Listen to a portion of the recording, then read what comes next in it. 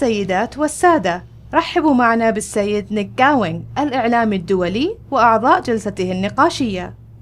Ladies and gentlemen, please welcome international broadcaster Nick Gowing and his panel.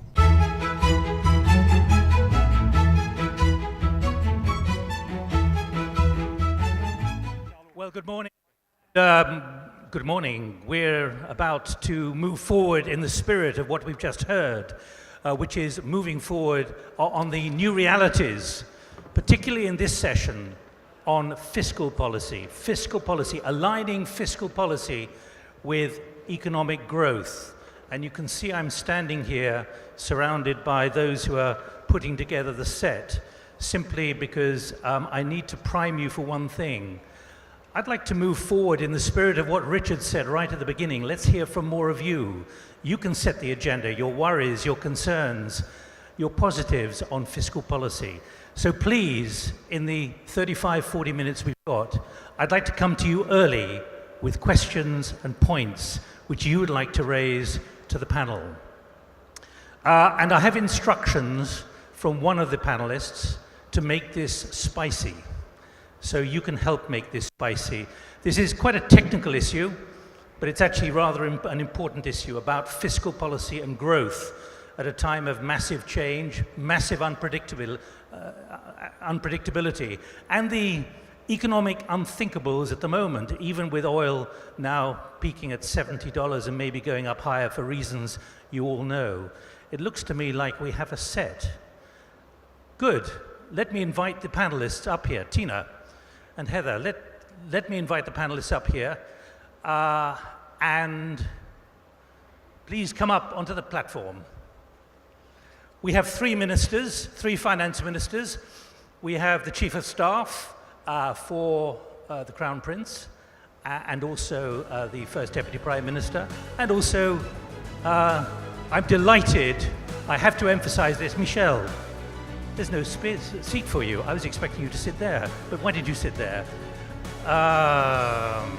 Right. This is not quite as I expected. Well, why didn't you sit there? And could someone perhaps change the seating a little bit, because this is meant to be in the round? Would you mind? Because Michel is meant to be sitting here. One more chair, please, yes. What I'd like to do is, there are 4 microphones which are out there, so please, would you like to sit down? And I will find a way around this. I will sit here instead. Michel, welcome. 3 finance ministers, as I say, plus the Chief of Staff of the First Deputy Prime Minister, we will talk to in a moment, who has described himself as a banker in disguise.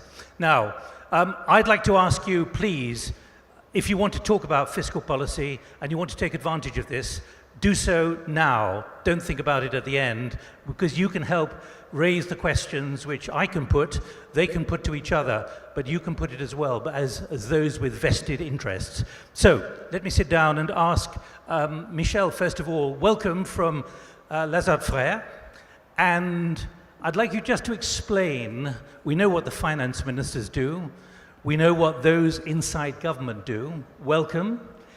You're a managing director of Lazare Frères. What do you do and what is your role here, so we can understand the reason for what you're about to say?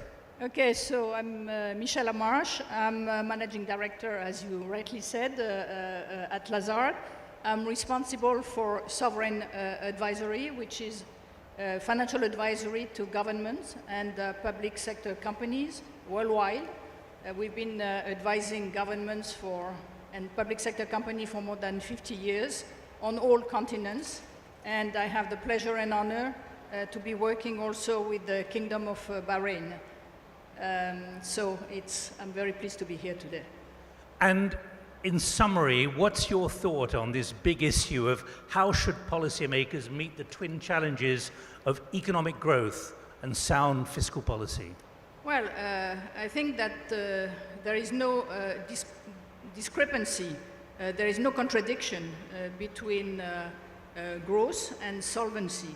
And as a matter of fact, a solvent state capable of producing essential goods, education, health, justice, is absolutely critical for sustainable growth. Conversely, a weak state, undermined by several financial crises, pulls the growth down.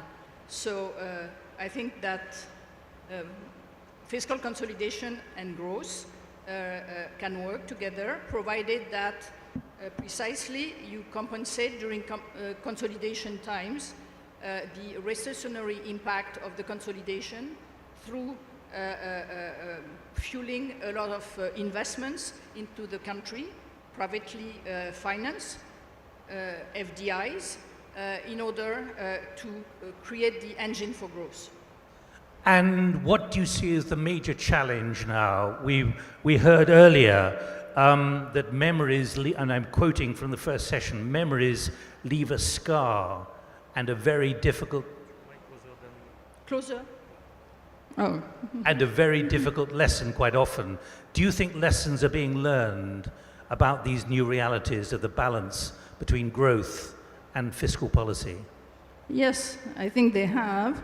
And if you look at the region, for example, you can see, it's quite impressive, as a matter of fact, the vision, the foresight that has been demonstrated by the authorities. This conference is a very good example of the attention that is given today by governments to promote diversification of the economy, to look at what should be done to create the engines for long-term growth, for a better future for the citizens. And I think certainly this Bahrain, the region, is moving in the right direction. Excellent, fine. Now, does anyone want to come in at any point here? We've got 4 microphones around here. I'd like you to feel you are part of this and that you can hear what we're saying up here as well. Does anyone want to come in on these critical issues? We have 4 microphones, so I hope someone will at least tell me if you want to come in quickly as opposed to leaving it to the end. Sheikh Salman, you're a member of Team Bahrain. What about the challenge that you're facing here, building on what we've just heard? Thank you, Nick. Absolutely. I think as Michelle outlined, one of the things that a lot of people focus on is what is the interrelation between economic growth and fiscal consolidation. But it's not a zero-sum game. When we look at how do you maintain economic growth outside or while not putting pressure on the fiscal side, Bahrain is a good example of that. Before we embarked on the current first round of fiscal consolidation, the thing that we did was we went and saw all of the projects in the GCC. Take that other microphone, please. Thank you. So, as I was saying, it's not a zero-sum game between maintaining economic growth while consolidating fiscally. The Kingdom of Bahrain is a good example of that. Before we went and embarked on the current round of fiscal consolidation, the first wave of fiscal consolidation, we looked at all of the projects.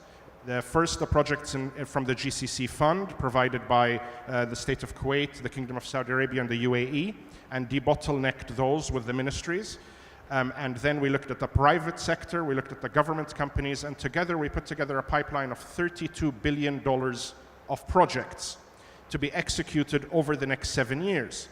32 billion in relative terms is 100% of Bahraini GDP in project spend over 7 years. And none of that is coming from the fiscal side. So none of it is creating fiscal pressure. But what it is creating is strong non-oil economic growth to create the wind we need in the economy as we fiscally consolidate. Minister, you have to put it into practice as finance minister here. The balance between growth and the need to generate revenues. How do you balance that at the moment? Well, first let me just say to everyone here, I see a lot of familiar faces, welcome.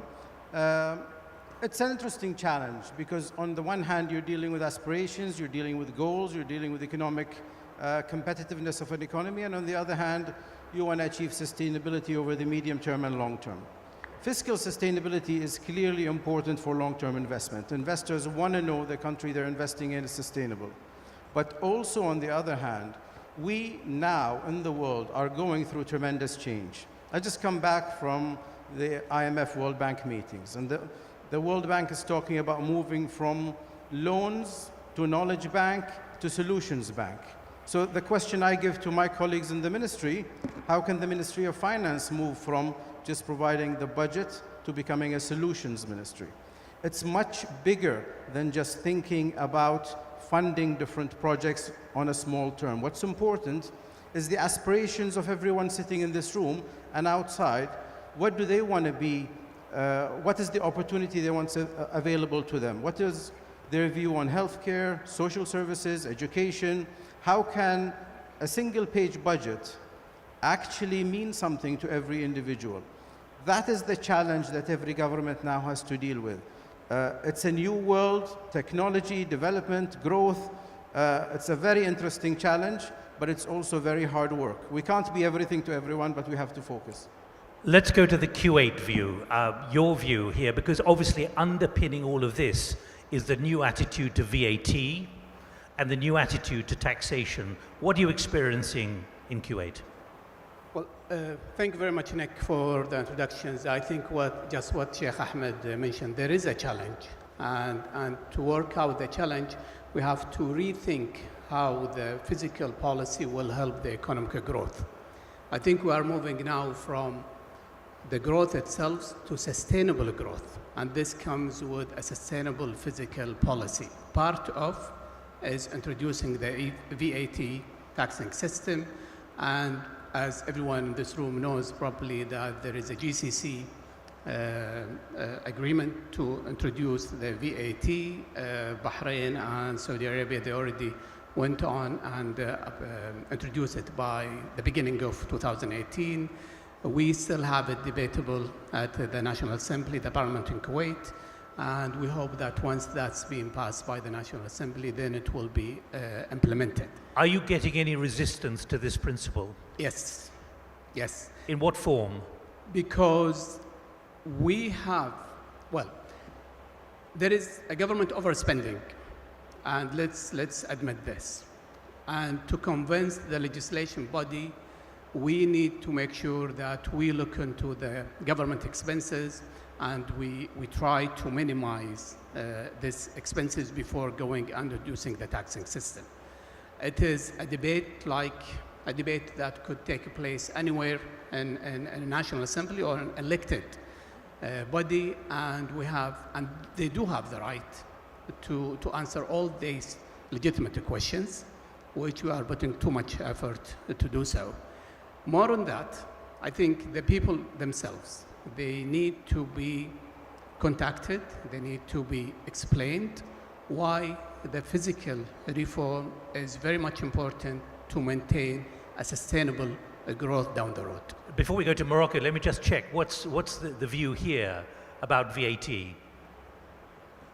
Well, we are going ahead with VAT. We think it's an important part of our diversification. You think it's important, but is it accepted? We think also that the 5% number is not going to affect the economy negatively. That's very important. We also have free trade agreements with some countries which reduces customs to zero. So when you look at the overall tax burden, it's very small. What's important is what we're doing with this money. This money goes into social services, goes into our education. The challenge or the question that I would like is, how good is our medical services? How good is our education services? Are we preparing people for the next generation? Are we teaching them the right skills? I look at a book that I studied in when I was in school, and it taught me about the pyramids, and it taught me about certain things. And I just came back from meeting my son in Washington, and the amount of information in what they're teaching a second-year college students right now is completely different. We have to be ready to hire these young people and give them a challenging enough job. That's important. I invite you again, the time is short. If you want to talk about fiscal policy, and sustainable growth, please do come in. Yes, there's someone over there. I'll come to you. I'm going to come to you. Give him the microphone. I'll come to you in 1 minute, 2 minutes, after we've heard from Mohamed Bouzaid from Morocco, the finance minister of Morocco. Please, Minister, the issue of increased taxation and the importance of that for financial stability and growth. شكرا. بداية أود أن أعبر عن تشكري للدعوة من معالي الأخ وزير المالية أحمد بن محمد الخليفة ومجلس الاقتصادي للتنمية البحريني. قبل أن نجيب على هذا السؤال مباشرة، هناك سؤال طرحتموه: ما هو المطلوب من وزير المالية؟ ما يطلب من وزير المالية أن يجد حلاً لمعادلة صعبة، وهي في نفس الوقت تحفيز النمو والحفاظ على أقل ما يمكن من التوازن المالي. هذه بديهية، يعني هناك نمو يحفز النمو بزيادة في النفقات، خاصة في نفقات الاستثمار إلى آخره، وهذا ما حصل بالمغرب من بداية الأزمة الاقتصادية العالمية في 2008 لتحفيز النمو. كان هناك زيادة في النفقات، في الاستثمار، في الرواتب، حتى يحفز الاستهلاك. لكن هذه السياسة غير مستدامة، لأنها تؤثر على المديونية وتؤثر على العجوزات بصفة عامة، وترهن مستقبل البلد والأجيال المقبلة التي سوف يثقل كاهلها هذه المديونية. فهناك نوع من التوازن الذي يجب أن يكون في هذه المعادلة. طبعا هذه المعادلة تحيل إلى النقاش الدائر الآن بالمملكة المغربية حول إعادة النظر في النموذج التنموي. معناه ما هي السياسات العمومية التي يجب أن تعطى إليها الأولوية لبلوغ أهداف تحفيز النمو، تقوية التماسك الاجتماعي، وطبعا تقوية الاستقرار الاقتصادي والمالي. هذه المعادلة أو هذا النموذج طبعا هو في طور التفكير، لكن من المؤكد أيضا حول الضرائب أن هناك معادلة أخرى. كيف يمكن أن تكون هناك سياسة ضريبية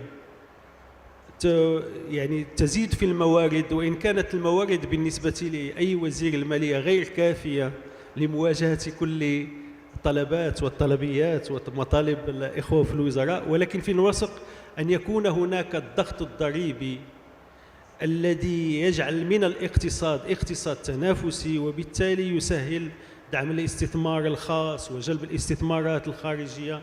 وهذا يدخل كما قالت الأخت في يعني نظرة يجب أن تكون هناك سياسة متكاملة، لأن أصل هذه السياسات كلها هو خلق ظروف للمعيشة بالنسبة للمواطنين تكون ظروف يعني كريمة، وفي نفس الوقت خلق أكبر ما يمكن من فرص الشغل بالنسبة للشباب. Michel, quickly your reflection before I go to questions. Your reflection on how this is moving. Well, I think that history has told us that the problem is always the same. Governments tend to forget about the opportunity given by the boom times to save, to engineer the reforms that are absolutely essential to boost long-term growth and to drastically reduce spending at time of bust. So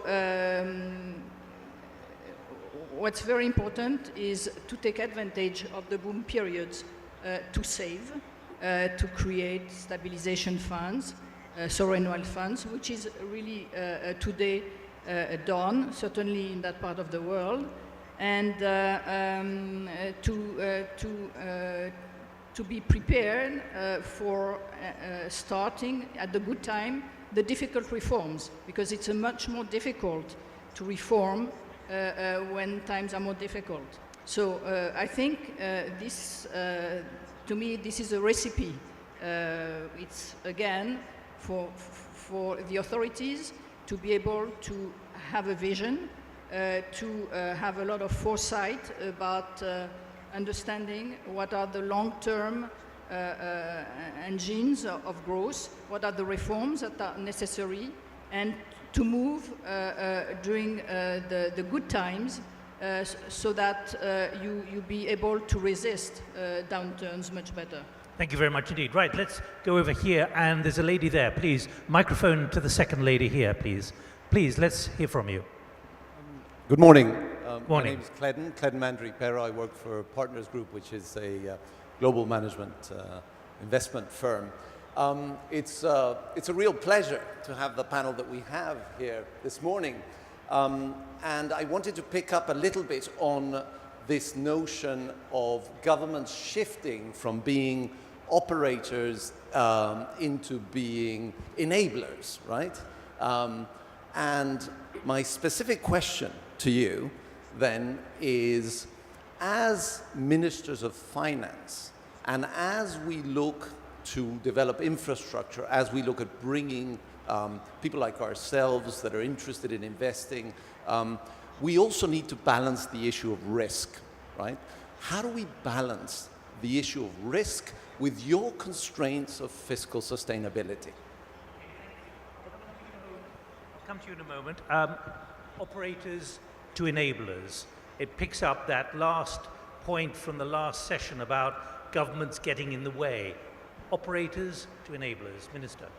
I can start. I think operators to enablers... It's a fair question, yes? Yes, yes, it is a very important question, and we deal with it all the time. We have heard in the first session, Mr. Zayani mentioned how telecom was opened up. We were part owners of the first telecom company, now our sovereign wealth fund does, but basically it's creating the market.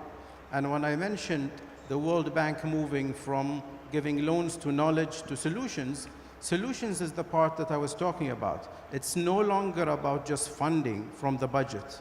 It's also understanding how to create the market.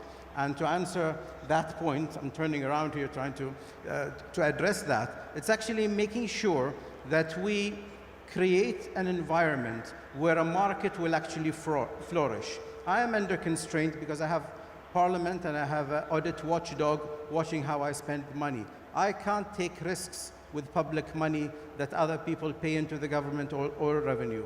But I can create an environment where others are willing to come in because they trust the system. The banks are operating, we're using best practice, the accounting standards, the law system is actually operating. If we create that ecosystem, people will find it easy to come and invest. First, it will be the people from the region, and ultimately, it will be international. Thank you. Let's go to the Minister. Operators to enablers. Yes, I think if we look in this part of the world, 60 years ago, if you can imagine how this part of the world looks like, you will really appreciate how much work the government has conducted and carry forward to reach where we are now in a world-class cities with well education system, well health system, very well infrastructures, and this requires a big government operations team at that time.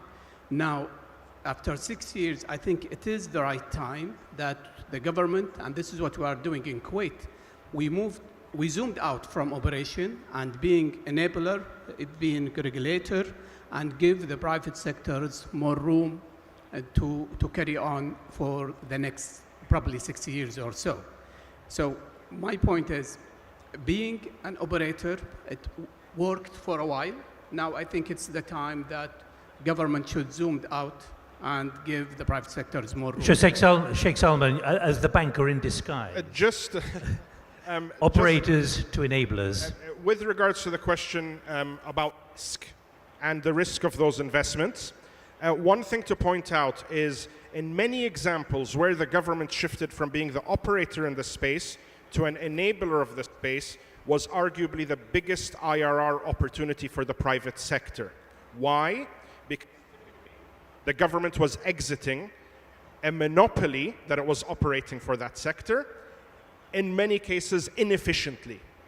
And therefore, when the government exits as the operator and allows competition and allows more than one company in place and allows for the efficiency gain given by the private sector, they are actually arguably some of the highest IRR opportunities investors have come across. And we've seen that in the telecom sector in Bahrain. We've seen that with many other sectors across the region. Thank you. Let's go over here. And who else would like to come in, please? There's a gentleman there. Let's get the microphones moving around, please. Introduce yourself. Yes, my name is Rachel Pether. I'm with the Sovereign Wealth Fund Institute. I was previously with Mubadala, one of the sovereign funds in Abu Dhabi. My question builds on the previous one about being enablers. One of the reasons that sovereign funds were set up was to smooth out the volatility of commodity prices, to smooth out the impact of volatile commodity prices. Do you think they're doing enough domestically in the region? And if not, do you think we'll see more domestic investment from the sovereign funds? Thank you. Domestic investment from sovereign funds. Who would like to come in on that? Please, Minister. That's basically depends on the mandate of the sovereign funds. As you might know, that Kuwait probably have the oldest sovereign funds ever established. And according to the mandate, they do their investments policy, whatever they see it fits within the mandate. So whether it's domestic or it's international, there is no barriers. As long as there is an opportunity, then they will go for it. Minister, sovereign funds. I was hoping you wouldn't come to me on this one. Well, why? Why? We're technically civil servants, and we want to see the transparency, the markets working efficiently. We see the opportunities. We can come in. What's important is that we make sure, as we invest, we don't crowd out other parts of the private sector, that we can create the market for different products. And I think it's important that as we invest, that we continue to grow the industry within best practice. The way we have dealt with it in Bahrain is all the government assets that have been put into a company, Mumtalakat. Mumtalakat is our sovereign wealth fund. It's not the only one. We have other little pockets here and there, like Future Generation and other. But we own significant amount of assets. But what we've done is we've taken them away from government, put them in a company, and operate them in accordance with best practice. And you see within the board, members of the private sector and government working side by side, but applying best practice and managing those assets. Michel, that principle of sovereign wealth and domestic demand. Well, I think you've provided the right answer. I don't see what I can add. I think you made exactly the point I would have made. Good, right. Anyone, Minister, do you want to come in, or shall I move to the next question? Please. And who else would like to come in? Any more hands going up? Go ahead. My name is Dr. Ahmed Mukhtar. I'm Bahraini anyway. I'm proud of it. I'm chairman of Tomorrow Consultants in United Kingdom. Okay. مسامحة بس بتكلم بالعربي بلهجة عادية. First of all, I'm glad to see you after Your Highness after years. Okay. We have been in contact long time, but sorry for that. I was told. المهم سؤالي الله يسلمك للشيخ أحمد. شنو استراتيجية الوزارة للسنوات القادمة عشان خفض العجز المالي مع استمرار النمو خاصة في ظل اكتشاف النفط والغاز؟ الله يسلمك.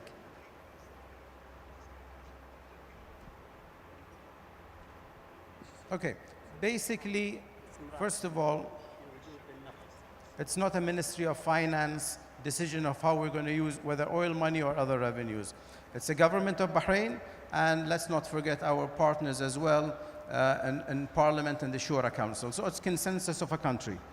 The priorities, as I see them, is one, we got to continue the growth. The growth is very important. Let's not forget, we have low unemployment, we have good growth, we have low inflation. These are important things that we got to maintain. Inclusive growth is a term we use, but in Bahrain we practice. That's very important. Continuing to grow, it's a fine balance. Fiscal discipline makes the Minister of Finance sleep well at night. Economic growth makes everyone else happy. So it's a matter of reaching that balance between the two. And His Excellency, the Minister mentioned, we need to make sure that investors understand that we have fiscal discipline and fiscal sustainability over the medium and long term. But it's also important that we continue to invest in new areas of growth. Let me take maybe a couple of minutes to explain what has happened in Bahrain. First of all, we launched the first wave. Sheikh Salman talked about it. Over 800 million of adjustment across the economy to make sure that our revenues are enhanced, our costs go down. Second, the numbers that was talked about in the 32 billion, that's the second layer of investment that went in to make sure that we're enabling our economy to grow. So all our basic industries, aluminium, petrochemical, refining, gas, are actually updated and operating most efficiently. The third level that very few people talk about is how much work has gone in by the coordinating committee, chaired by His Royal Highness, into making sure that our laws meet best practice internationally. There's very little talk about how much work has gone actually into that. I sit on that committee, mostly I'm quiet, but today I will talk about how much these laws have actually enabled different things to happen, from creating a small system for license plate numbers to be sold in a public auction, to the bankruptcy law that was just talked about, that will help for the first time companies to reorganize vis-a-vis Chapter 11, or for bankruptcy if they need to be, again in accordance with best practice.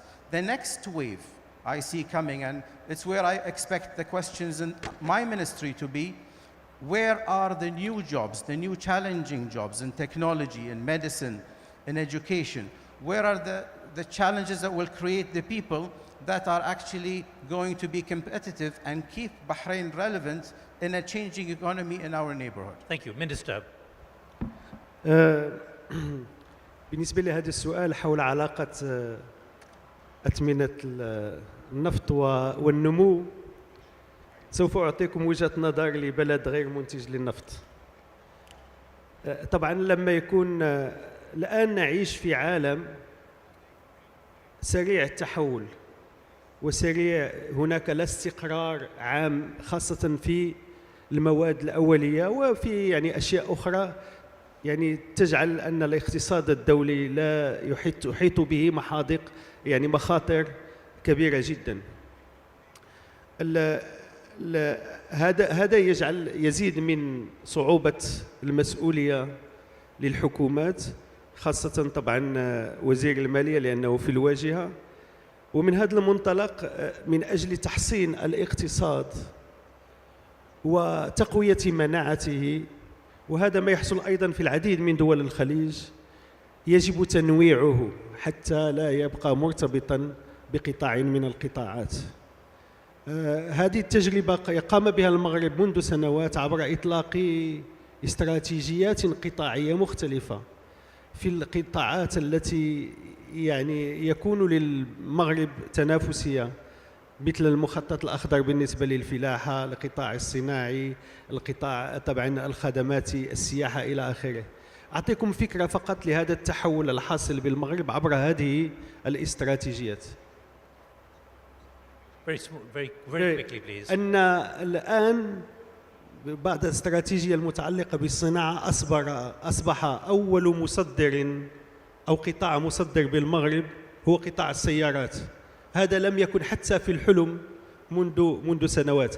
أعتقد أن هذا التوجه الآن مع الإخوة أيضا في بلدان المجلس التعاون بالخليج عبر تنويع الاقتصاد وعبر جذب الاستثمارات للقطاع الخاص وعبر طبعا تنويعه وعبر تحسين مناخ الأعمال وعبر تشجيع النفس المقاولاتي سوف يعطي له طبعا في المستقبل القريب.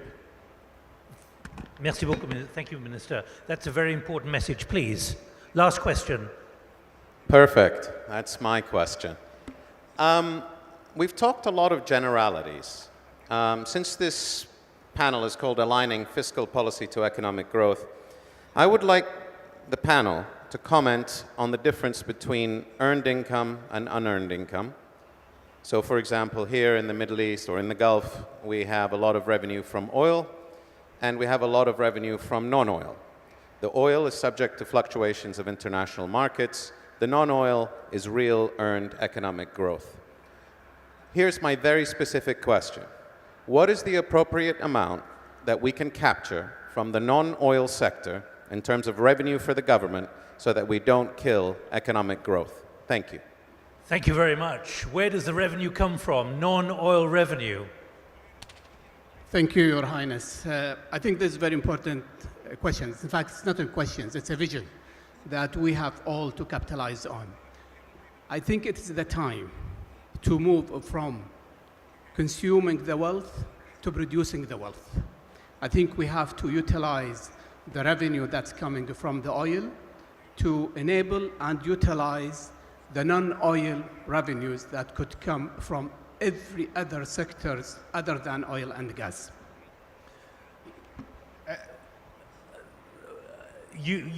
I think you probably know the answer. I would like to comment on that, if I may. And the point mentioned by His Royal Highness, I think one of the things that is important to note in the Kingdom of Bahrain, from 2002 till 2016, the economic diversification efforts led by the Economic Development Board, chaired by His Royal Highness, led to GDP growth in the non-oil sectors of 7.5% per annum over a decade and a half.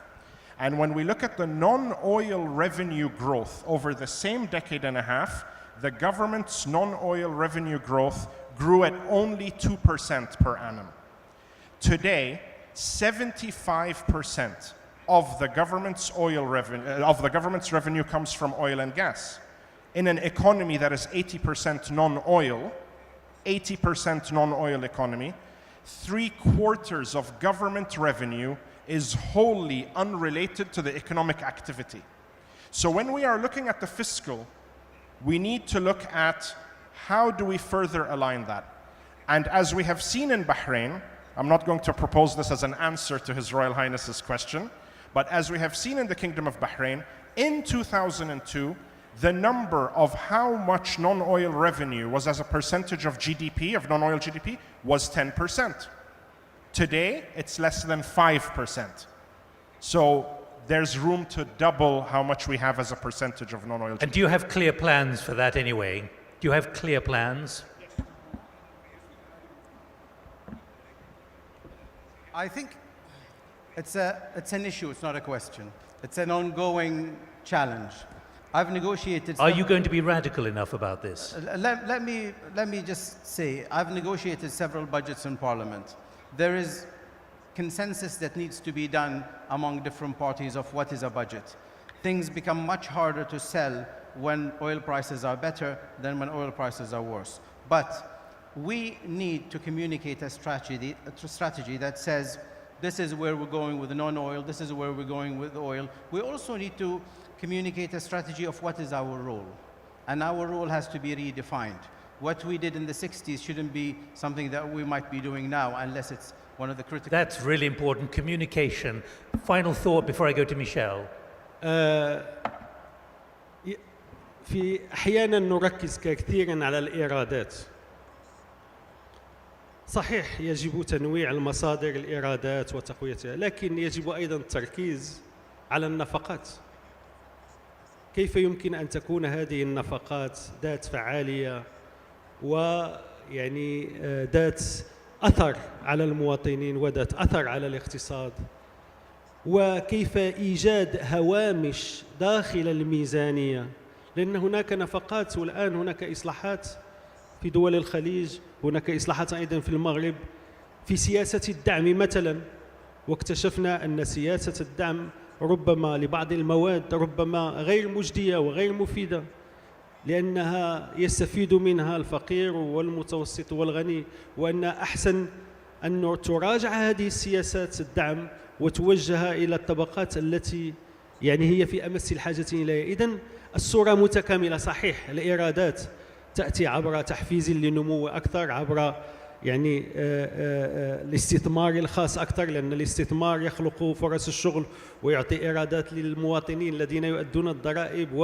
ويحرك الاستهلاك ويحرك الآلة الاقتصادية كلها. ولكن في نفس الوقت يجب أيضا التفكير في يعني إيجاد الهوامش الضرورية داخل الإصلاحات المالية من أجل ترشيد النفقات وعقننتها ووضع سياسات كفيلة بذلك. Merci beaucoup. Michel, last word to His Royal Highness. An important question. Most certainly. I think that the oil situation has been an opportunity, actually, for Bahrain and most and all GCC countries. It has encouraged the authorities to think more forward and to think a lot more about what could be alternative sources of revenues, diversifying more the economy, and as the minister was saying, also rethinking the quality of the expenditures. Notably, as the minister pointed out rightly, rethinking subsidies, redirecting subsidies to the neediest, etc. So I think all this has been made possible because precisely this cycle has forced most governments to think long term. Thank you very much, Michel, and thank you all very much indeed. We've overrun, but that's because of the density and the focus of what we've been talking about. Thanks for the questions. Keep that spirit coming. And thank you, Your Royal Highness, as well, for asking questions. Take your cue from His Royal Highness. The questions are there to be asked. So thank you all very much indeed. And we move forward with the spirit of this through all the sessions on into the day and into tomorrow with the workshops too. Thank you all very much.